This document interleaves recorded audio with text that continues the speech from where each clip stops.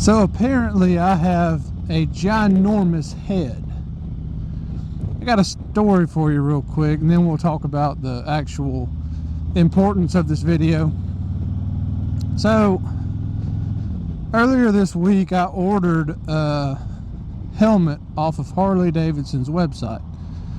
Now it's a helmet that has Bluetooth capabilities and whatnot, for phone calls, you know, connecting with other riders, things like that.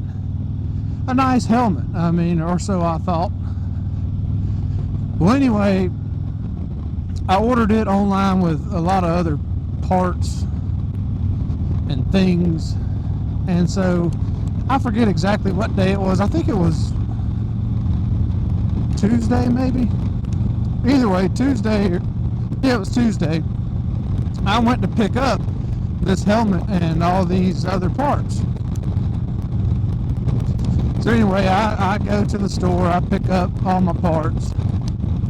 You know, I'm happy, and I don't think, I guess it's partially my fault, but I don't even think to try this helmet on before I leave.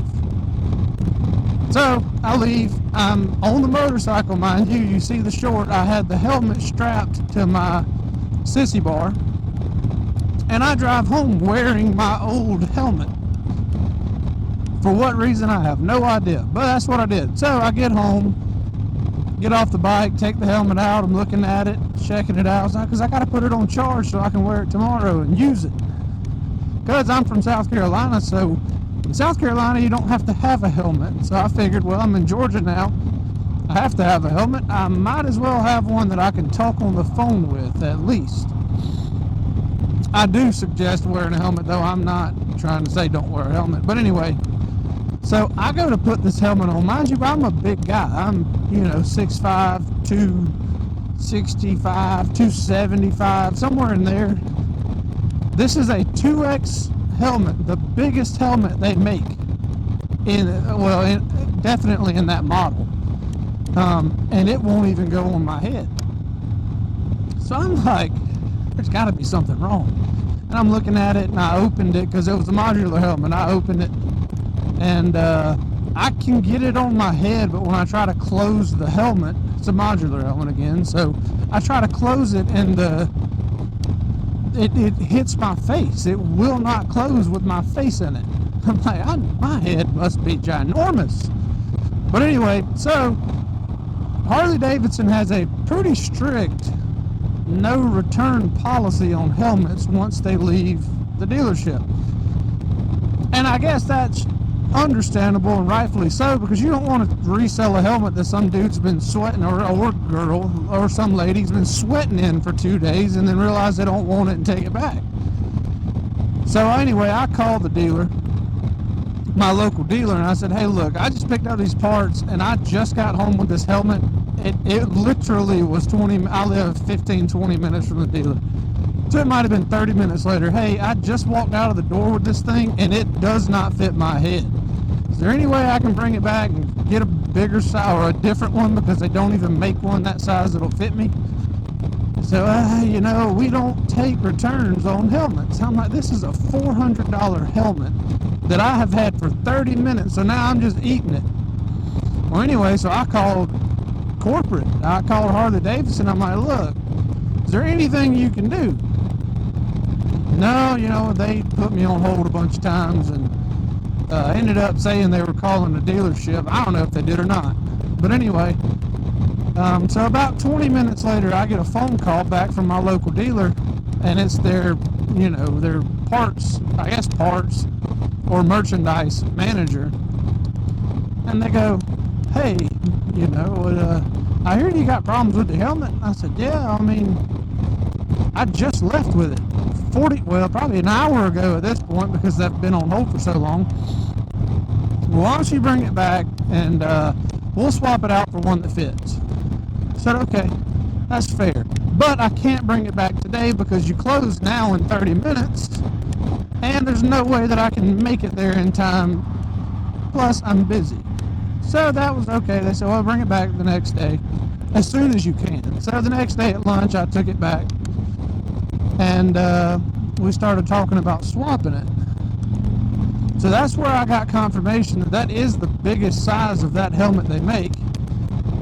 And I'm thinking, so really, if you've got a big head like I do, you can't buy a Harley Davidson helmet that already comes with any kind of communication device in it, because they apparently run smaller.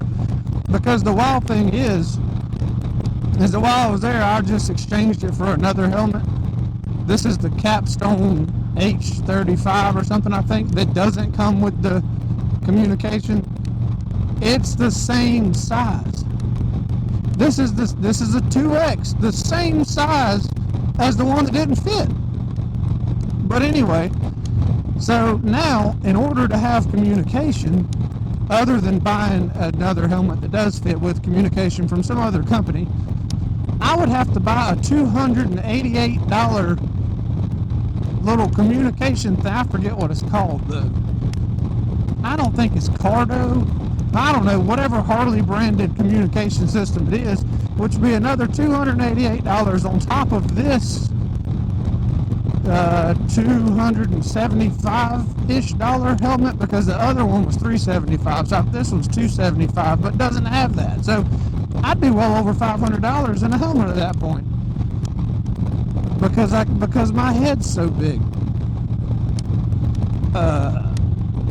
Okay. I knew I was a big guy, but I didn't know I was that big.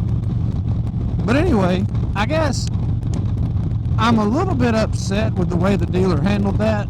I take responsibility. It's my fault that I didn't try the helmet on first. It does say on the sign in their store, helmets are non-refundable. Yeah, so they didn't have to take it back, and I couldn't have been mad, because that would have been my fault. So I guess I am happy that they did exchange it, obviously, because then I'd have had a $400 paperweight that I couldn't have done anything with other than try to resell for half the price.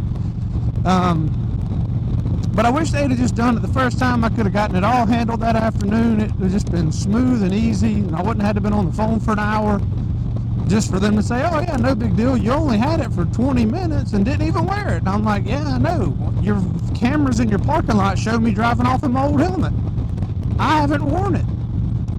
And I got proof that I haven't worn it because it doesn't fit my head. If you want to see, I'll show you, but they didn't want to see. Anyway, so I am glad that the dealer was able to make that right. I kind of expected them to, as Harley Davidson stuff is expensive. That brings us to a whole nother video that I'm planning on going to make now that I'm thinking about it, owning a Harley Davidson, and how expensive or inexpensive it is to own one, or to, be involved in that brand. If that's a video you'd like to see, comment down below, let me know that, hey, yeah, you'd like to see that video, and I'll make it. I've owned it now for a while. I've owned actually a few of them. So, I've got some pretty good insight on what it costs to have one, and to maybe, advertise for the brand a little bit, I guess, buying clothes or some of their gloves or whatever you want to, say. Now, don't get me wrong, there's a ton of other stuff out there that's just as good, if not better. But if you're somebody that's very brand oriented and die for the brand, I can let you know what that'll cost, because I'm big Harley Davidson. I like all their stuff. Motorcycles, obviously. We can talk about how expensive they are to own or inexpensive they are to own. But yeah, just let me know down below if you want to see that video. But getting back to what I was saying, I am happy that they did it, because I didn't lose complete faith in all of the dealer that I'm local to. If they wouldn't have, I'd have been kind of upset. But again, not at their fault, I guess, because it would have been my fault for not trying the thing on before I left. So I guess that's kind of neither here nor there. But I just want to let you guys know that I guess I have an astronomically big head, and I don't fit in a 2X helmet that has a communication system in it made by Harley Davidson. I have to get the non-communicated version and then buy the communication separately and put it in the helmet, which is another thing that I really don't want to do. I'm fine working on the bike and upgrading parts and adding this and adding that, but I don't want to pull the pads out of a helmet and run all these stupid little wires to put this thing on there. And of course the dealer says, well, we don't put those in, you know, unless it comes in the helmet, they don't install them. You have to do it. So that's fine, I'll figure something out with that. I haven't bought the thing yet. I mean, I wasn't trying to buy it that day. It's $300, $288 plus tax to be exact. But anyway, so I'll figure that out when the time comes. I think that I know a guy there. I go in there enough that I know a guy. Yeah, I don't know him all personally, but I know a guy that does it. I'm pretty sure I could get him to do it, just kind of like, hey dude, can you put this in for me real quick? And then he'd probably do it for me. But we'll see, because if not, I'm going to end up doing it myself, and I do not want to do that. I've heard it's a pain. I've never messed with a helmet. I'm glad to work on this motorcycle, or any other motorcycle for that matter, but not a helmet. So anyway, like I said, if y'all want to see the video on how expensive or inexpensive it is to own a Harley Davidson motorcycle, drop a comment down below, like, share, subscribe. All of your support is greatly appreciated. I noticed the last video I made, a lot of you guys commented trying to help me out on where to find a high mileage motorcycle, and I greatly appreciate all that support. I've been looking at all of the suggested places, and I found a few good candidates that I'm in talks with right now, all of which are over 100,000 miles and running bikes for a significantly better price than what I'm finding around here. So again, guys, I appreciate it. Thank you for watching. If you like what you see, definitely hit that subscribe button, and we'll see you next time. Be safe.